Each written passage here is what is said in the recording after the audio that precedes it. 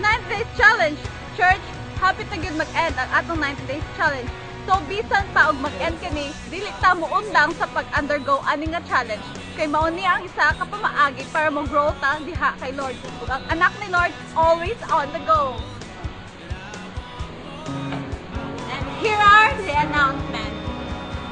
And church, be persistent kita sa pag-pray sa atong church building. Because as we can see, dako pang yun ang gikinahanglan para ma-improve ang atong church.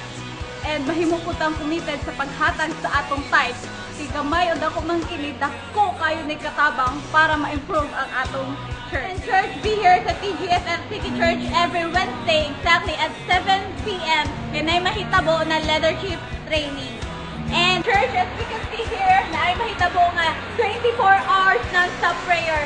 And sis, makita nato nga na ay mga networks na host ani in designated time. So church, let us be one to pag-commit ani non-stop prayer. And church, be excited kita karong August 26 kay na ay mahitabo na G12 mentoring sa Nabundaran Comprehensive High School.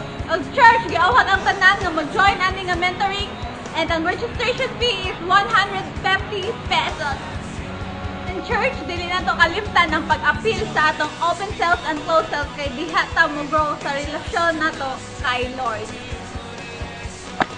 And so kanang mag-birthday karong month sa August, happy birthday! And that's all for the latest news and updates for this week. See you next week for more and exciting news. I am Shella Farol at laging tatandaan, bisan pa man og magbagyo, always on the go.